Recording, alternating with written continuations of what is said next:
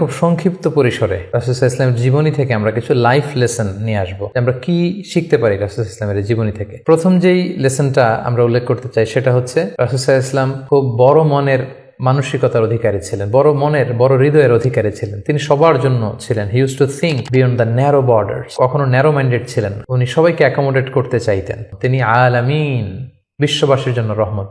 He is for all and his teaching is for all.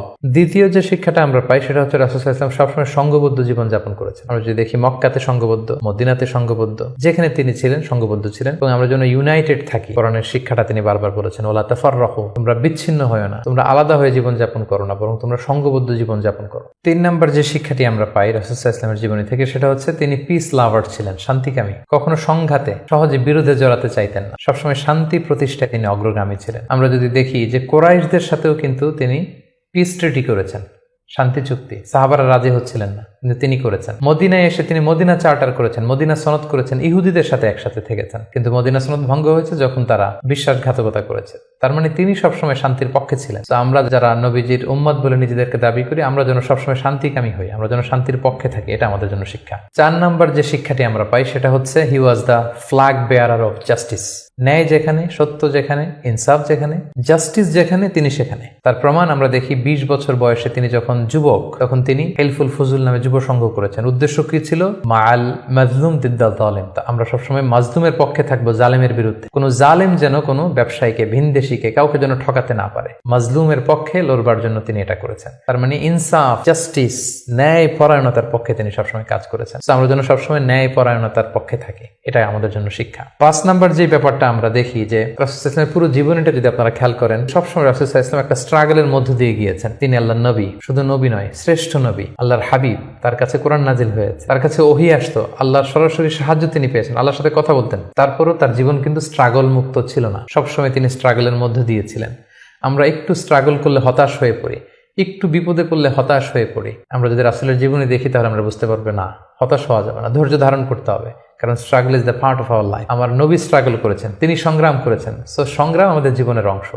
এই শিক্ষাটা আমরা পাই। 6 নম্বর যে শিক্ষাটি আমরা পাই সেটা হচ্ছে রাসূল সাল্লাল্লাহু আলাইহি ওয়াসাল্লাম ব্যক্তিগত জীবনে অত্যন্ত সৎ ছিলেন, যে কারণে যে কুরাইশরা রাসূল সাল্লাল্লাহু আলাইহি ওয়াসাল্লামের বিরোধিতা করতো, তারাই রাসূল সাল্লাল্লাহু আলাইহি ওয়াসাল্লামকে উপাধি দিয়েছিল আস-সাদিক আল আমিন, সত্যবাদী, আমানতদার। যেদিন তিনি হিজরত করবেন সেদিন তিনি তার ঘরে রাসূল সাল্লাল্লাহু আলাইহি ওয়াসাল্লাম আলী রাদিয়াল্লাহু তাআলা আনহুকে রেখে গিয়েছিলেন। কারণ ওনার কাছে মক্কার অনেক লোকেরা আমানত রেখেছিল, সেই আমানতগুলো বুঝিয়ে দিতে আলী রাদিয়াল্লাহু তাআলা আনহুর 3 দিন সময় লেগেছিল। এত পরিমাণে ডিপোজিট ছিল, আমানতের বিভিন্ন জিনিসপত্র ছিল, সেগুলো আলী রাদিয়াল্লাহু তাআলা আনহু বুঝিয়ে দিয়ে তারপরে তিনি হিজরত করেছেন। কতটা আমানতদার ছিলেন আমাদের প্রিয় নবী। এবং ওনার এই ব্যবসায় আমানতদারিতায় মুগ্ধ হয়েই কিন্তু খাদিজা রাদিয়াল্লাহু তাআলা আনহা রাসূল সাল্লাল্লাহু আলাইহি ওয়াসাল্লামকে বিয়ের প্রস্তাব দিয়েছিলেন। তো তার উম্মত হিসেবে আমাদের উচিত সত্যবাদী, সৎ এবং আমানতদার হওয়ার চেষ্টা করা।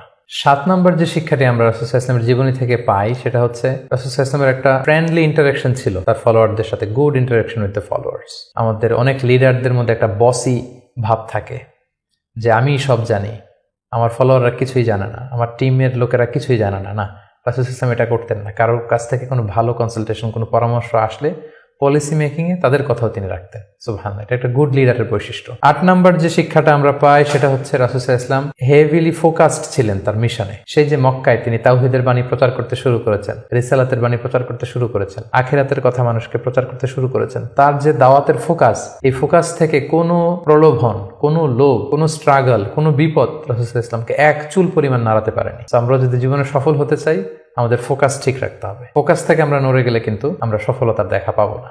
9 নম্বর যে শিক্ষাটা আমরা পাই রাসূল সাল্লাল্লাহু আলাইহি ওয়াসাল্লামের কম্প্যাশনেট এন্ড মার্সিফুল অ্যাটিটিউড। রাসূল সাল্লাল্লাহু আলাইহি ওয়াসাল্লামের দয়াদ্র মানসিকতায় অনেক শত্রু কিন্তু রাসূল সাল্লাল্লাহু আলাইহি ওয়াসাল্লামের বন্ধু হয়ে গিয়েছিল, ঈমান এনেছিল। আমরা দেখেছি মক্কা বিজয় যখন করেছিলেন, চাইলে পিষে মারতে পারতেন কুরাইশদেরকে, যারা বছরের পর বছর জন্মভূমি থেকে দূরে থাকতে বাধ্য করেছিল রাসূল সাল্লাল্লাহু আলাইহি ওয়াসাল্লামকে। রাসূল সাল্লাল্লাহু আলাইহি ওয়াসাল্লাম কি করলেন? বললেন যে না, লা তাসরিবা আলাইকুমুল ইয়াউম, কোনো প্রতিশোধ, হিংসা কিছু নেই, ক্ষমা করে দিলাম, যাও তোমরা স্বাধীন। এভাবে নানা ঘটনায় আমরা দেখেছি রাসূল সাল্লাল্লাহু আলাইহি ওয়াসাল্লাম তার অমীয় অনুপম চরিত্রের মাধ্যমে তিনি মানুষের মন জয় করেছেন। তো এই গুণাবলী যেন আমরা আমাদের মধ্যে ধারণ করবার চেষ্টা করি। সব শেষে শিক্ষাটির কথা বলবো, সেটা হচ্ছে succession management. A good leader produces good leaders. একজন ভালো নেতা শুধু ফলোয়ার তৈরি করে না, সে আরো নতুন নেতা তৈরি করে। আমরা যদি দেখি রাসূল সাল্লাল্লাহু আলাইহি ওয়াসাল্লামের ইন্তেকালের পরে আমাদের লিডারশিপ নিয়ে কোনো ক্রাইসিস হয়নি, সেখানে দাঁড়িয়ে গিয়েছে আবু বকরকে আমরা রাদিয়াল্লাহু তাআলা আনহুকে আমরা আমাদের খলিফা বানিয়েছি। আবু বকর রাদিয়াল্লাহু তাআলা আনহুর ইন্তেকালের পরে ওমরে ফারুক আমাদের খলিফা হয়েছে, তারপরে উসমান, তারপরে আলী রাদিয়াল্লাহু তাআলা আনহু। তার মানে রাসূল সাল্লাল্লাহু আলাইহি ওয়াসাল্লাম এদেরকে কিন্তু সবসময় ডানে বায়ে সামনে পেছনে কাছে নানা কাজে এঙ্গেজ করে